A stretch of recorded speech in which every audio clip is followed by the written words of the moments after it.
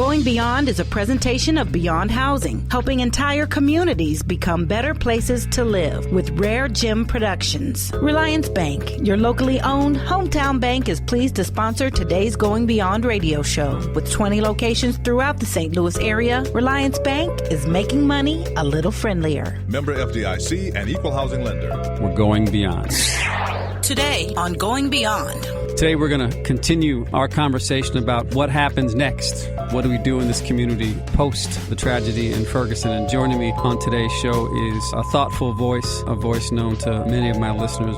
You got to get connected because you won't have the capacity to respond in the ways, and you won't have the information to respond, very honestly, right, unless you're in one of these spaces. And if you're in one, I say make sure you're active, right? Don't just show up at church. And if you're showing up at church and they're not talking about at the mosque or your organizational meeting, NAACP or fraternity sorority, and they're not talking about Ferguson, push them. Everyone has a role and a space to play in this, no matter whether the organization is white, black, in South County, North County, Asian, Latino, a business organization or a social organization. Everybody has a role to play. So I say join and push Ferguson onto the agenda. And then find, in that way, I suggest that you keep yourself informed on what the matters are going on. Reverend Starsky Wilson, Beyond Housing is going beyond. That and more ahead today on Going Beyond with Chris Krehmeyer, right after this.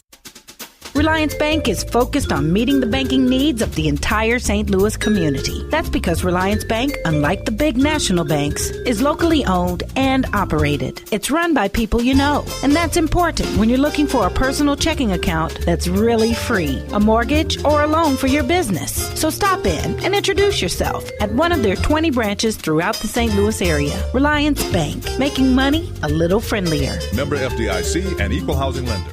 Hi, my name is Kevin Buchek. I'm the chairman of the Board of Trustees for the Village of Belnor. I believe that the problem facing St. Louis today is racial inequality. I believe that people in St. Louis should live together. We should integrate our society. People of all races, creeds, and economic positions should live together as one. And I believe in going beyond. We're going beyond. Welcome to this edition of Going Beyond. I'm your host, Chris Krehmeyer, President and CEO of Beyond Housing. Today we're going to continue our conversation about what happens next. What do we do in this community post the tragedy in Ferguson? And joining me on today's show is a thoughtful voice, a voice known to many of my listeners, Reverend Starsky Wilson. Starsky, welcome to the show again. Thank you, Chris. Glad to be with you again. So we've been talking, briefly before we started the show. Tell us a little bit about kind of where you're at today, because, kind of this thing is kind of evolving literally kind of day by day, moment by moment, about where we as a region, where we as a community are heading, and how do all of us play a role in that. So kind of give us your thoughts today. Yeah. Thank you for the opportunity. Today, I continue to lament the loss of Michael Brown and those like him, those who have been impacted and had their lives cut short too soon, and those who have been victims of what in some ways could be called state-sponsored violence. And some would call it state-sponsored terror that has the imprimatur of government sanction because it comes with a badge, and also has the impact of both controlling and causing fear among other people. So I lament that loss, not only for his family, but for our community. And I lament its connection to the realities of the lives of others throughout the country, principally Eric Garner and others that we have come to know. So I continue to stay in that phase and space. Now my lamentations or my cries, my capacity to sing the blues have been extended to concern for a wider community that has not yet found the language to grapple with the wider issues. We continue to talk about, as we should, policing practices. We continue to speak, as we should, of juvenile justice matters in St. Louis County that continue under investigation even before this came up. We continue to speak, as we should, about community relations with police in the African American community. But I think there are wider topics that we should be talking about. And I lament that we've not yet grasped the language or perhaps stirred the courage to speak in those ways. So clearly a lot of the immediacy of what transpired with Michael Brown and the justice system is a lot of energy around that, which is certainly appropriate, right? There's a lot of immediacy around other things tied to what's going to happen relatively quickly versus, I think your underlying sentiment about, yes, we want to stay on top of all of those things and we want to make sure that there is indeed some justice brought relative to that situation. But more importantly, what are the larger systemic issues that Yes. as a region and quite frankly a country, we've just not had both the courage and the commitment to say what's important to us. Yes. Even if it is hard and even if it makes us uncomfortable and even if we can't get it done in a news cycle. Yeah. Yeah. So let's talk a little bit more about some of those other things that you'd like us to, at a minimum, be cognizant of, underlying challenges and underlying problems here in the region, that it would be a great missed opportunity if we don't take this moment to say, can we get after some of these things that historically we've either touched on and then kind of moved away? Or, can we tamp some of those things down because it makes us uncomfortable? Let's talk a little bit about opportunities that are there in front of us. Yeah, I think a couple of opportunities that come up relatively quickly when we scratch the surface of this have to do with the matter of race and segregation that we continue to deal with in our community and how that manifests itself, not just for people of different ethnicities, but also for our regional capacity. Part of what we see when we look at the demographics of Ferguson vis-a-vis its leadership, its elected leadership, is something that you actually pointed out to me a long time ago, which was the fact that we've had smaller entering suburbs to grow and grow so quickly and to need governmental structures, but to not have within them the structures of civic engagement that allow people who may be in the majority to walk up the rungs of leadership. So what does it mean that the people of Canfield do not enjoy a robust neighborhood association, a community development function where they are informing, or even just organized rental association where they can inform in some organized function the realities of the lives that they live on those grounds, along with people from North Winds and the like. So we have some community development implications there about systems and supports for a fragmented St. Louis County. We also have some matters of scale and what it takes to really support a police department or a governmental unit so that it has the kinds of professional development supports, educational and training inputs that cause it to have a cosmopolitan or metropolitan perspective that includes an appreciation for diversity. Right. And I would add to that list of training development is retention as well. Yes. Because I think there's been a long history of getting started in little police forces. Yes. And then you kind of top out real quick in terms of salaries you can make. And particularly if you're an African-American police officer, the world is your oyster because everybody wants and needs you, and you can quickly move on to other places that, the policing and the importance of not only what you look like, which is a good beginning, but not all we need, but again, the understanding of community is so critically important. Yeah, absolutely. How we define community, how we get at the kind of supports we need for our region and scale are governmental structure questions that we visit every few years. We find out how hard they are to change, and then we recoil and say maybe for another day, another cycle.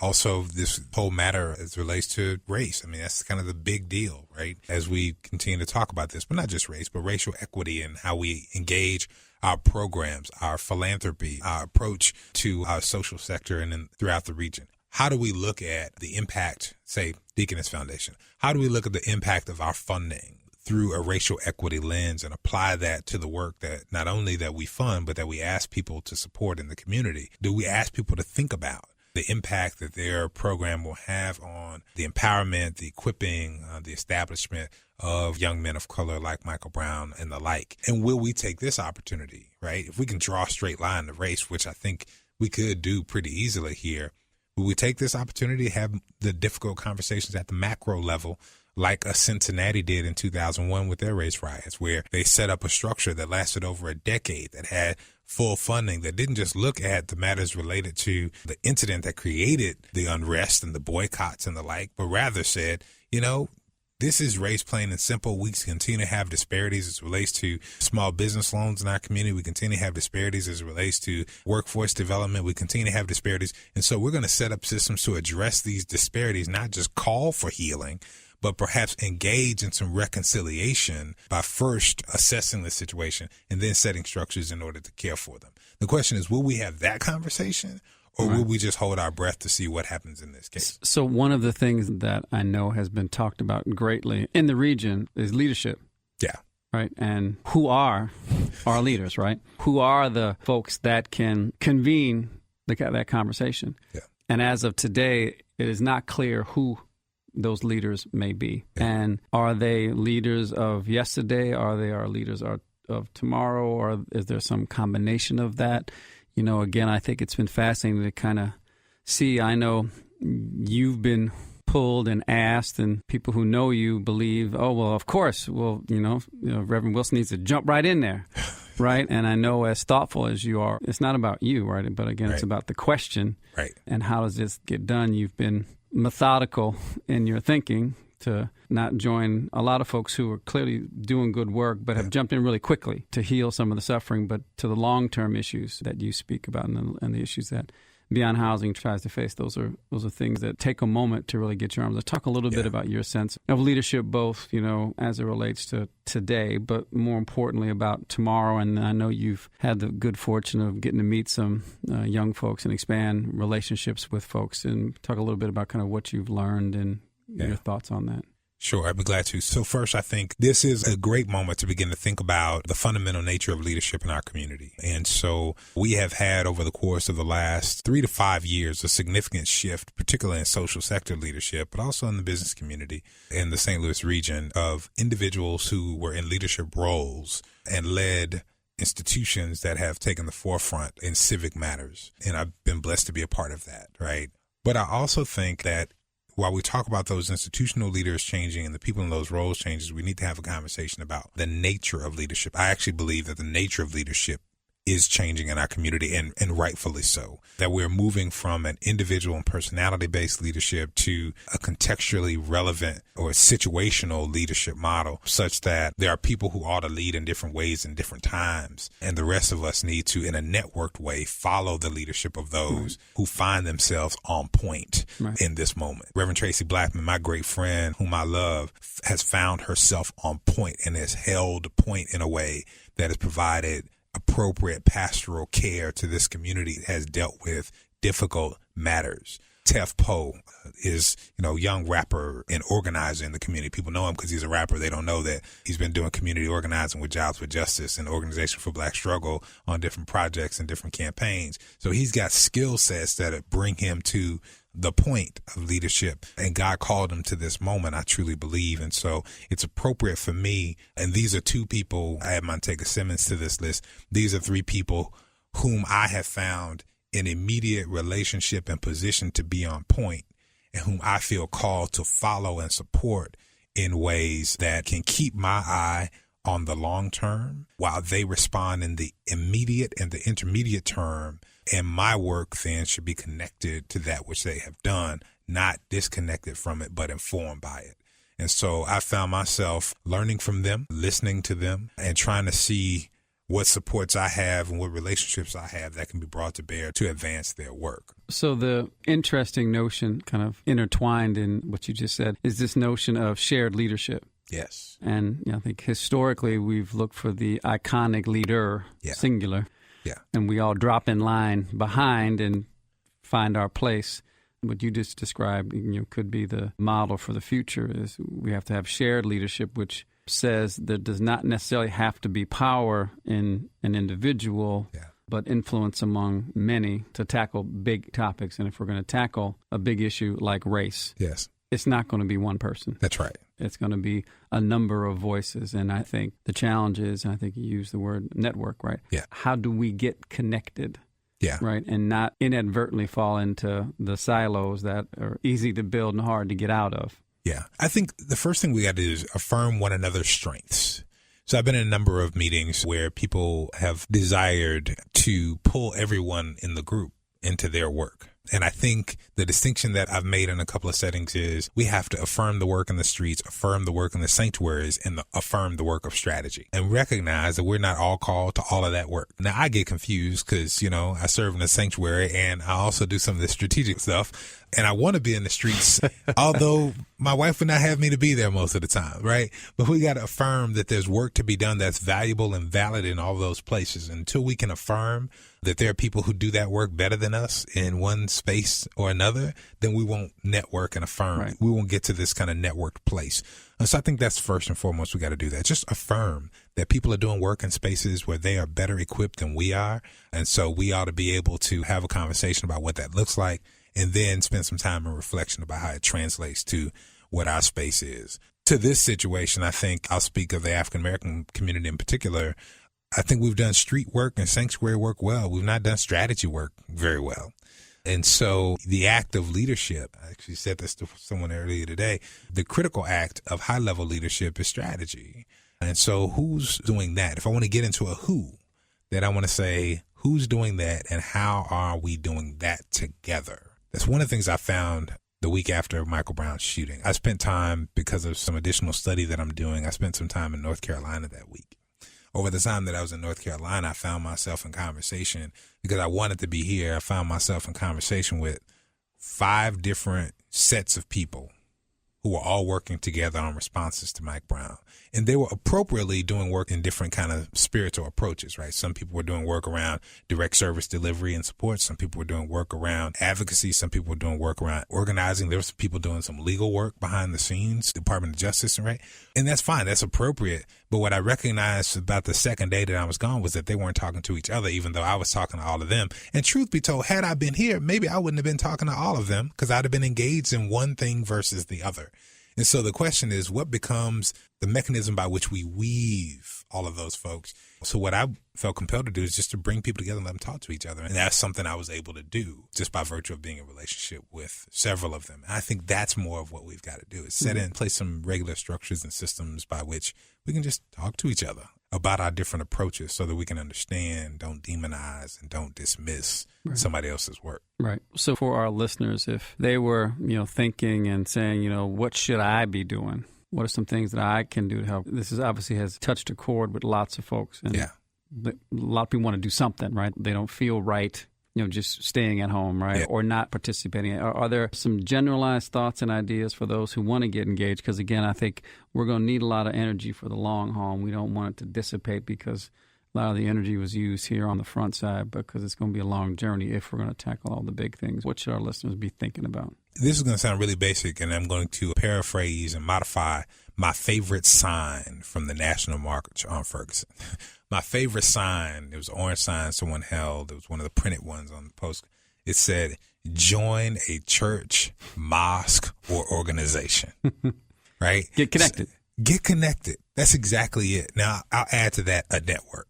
Right? Because I was out there with 400 organizers from across the country who came in, young people who in 14 days organized a gathering, a teach-in, a whole weekend to come here to Ferguson from all over the country, 20 states represented, right? So they were a network. They're not an organization. They don't exist on a 501c3. They're mostly connected by a hashtag called Black Lives Matter. Right. But you got to get connected, because you won't have the capacity to respond in the ways, and you won't have the information to respond, very honestly, unless you're in one of these spaces. And if you're in one, I say, make sure you're active, right? Don't just show up at church. And if you're showing up at church and they're not talking about at the mosque or your organizational meeting, NAACP, your fraternity, sorority, and they're not talking about Ferguson, push them. Everyone has a role and a space to play in this, no matter whether the organization is white, black, in South County, North County, Asian, Latino, a business organization or a social organization. Everybody has a role to play. So I say join and push Ferguson onto the agenda. And then find, in that way, I suggest that you keep yourself informed on what the matters are going on. Keep your social media track, keep your Twitter feed, whatever. Keep yourself reading about what's going on in the various movements. The last couple of days, we've had some positive movement by the Ferguson City Council, the city manager, and the like, seeking to be responsive to the community. We need to hear those things and celebrate those things. And that's a good and positive thing, and we should acknowledge it, celebrate it, right? Again, we can't demonize somebody who we don't necessarily agree with all the time if we're going to find common solutions. That's right. That's right. Affirm our connections. I mean, we talk about joining a group. My Leadership St. Louis class, there are people who are out there protesting, and there's a city manager of the city of Ferguson. So, he's trying to figure out how he can be helpful and responsive to people who are his friends, neighbors, classmates. We all are people. The other thing I'll say on that spirit is something I heard at a prayer vigil that we had for this with the St. Louis Metropolitan Clergy Coalition from a young man who was killed down in Florida, Jordan Davis. His father came to town to be supportive to Michael Brown Sr. And he said, remember your neighbors. And remember that the people who were your neighbors before this happened, whether they were white or black, whether they were young or old, were your neighbors. And that's who you borrowed sugar from, and that's who you talked about work with, and that's who you talked over the fence to. And those people, no matter what they look like, should not be your enemies now. These are people that you will need to continue to turn to for the sake of life and for the sake of rebuilding a community that is stronger at the broken place. And so affirm those relationships that you have had before this. Find ways, if at all you can, to talk about this with people who do not look like you, who do not live where you live. We had to do this at our small office. I couldn't start a staff meeting after I came back. We have a devotional period in our staff time. And so I just took point on devotion and said, I'm doing devotion today, and created space for people to talk about however they felt about it, with the floor, with a commitment that no one else would speak while they were speaking. And then we took some time to make some connections once we could hear one another. And we've got to do that. If we do that, I'm convinced that we actually can be stronger. I made this reference before, stronger at this broken place. It used to be the case where in order to really fix a fracture in your arm, or if it didn't totally clean break they had to re-break it so that you could actually heal, right? Right. And the reality is this hadn't totally broken us. But there's some ways in which we're going to have to go ahead and just shift, have the big conversation, not the little one, not the one just around community policing. That's not a full break. We're going to have that full break, have the full conversation about race, have the full conversation about governmental structures that support this kind of fragmented mentality.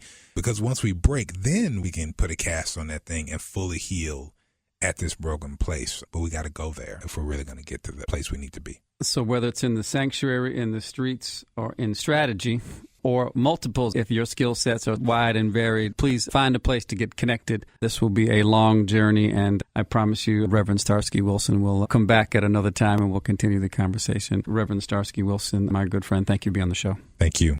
Reliance Bank is pleased to sponsor today's Going Beyond radio show. With 20 locations throughout the St. Louis area, Reliance Bank, your locally owned hometown bank, is making money a little friendlier. Member FDIC and equal housing lender. We're going beyond. Going Beyond is a presentation of Beyond Housing, helping entire communities become better places to live with RareGem Productions. Proudly promoting, presenting, and producing positive programming. Neighborhood is where you live, and we want to keep it strong and vibrant. This is Chris Krehmeyer with Beyond Housing. We are going beyond. Chris Krehmeyer, President and CEO of Beyond Housing, located at 4156 Manchester, phone number 314-533-0600. The only organization in the St. Louis region that offers access to affordable housing. Wherever we work, our goal is to help transform people, families, and communities so that they achieve the skills, strategies, resources, and commitment to succeed for the long term. See our work at beyondhousing.org. Podcast for Going Beyond can be heard, downloaded, and shared by visiting hallelujah1600.com. Listed under the music tab, on demand. Going Beyond is another positive production of RareGem Productions.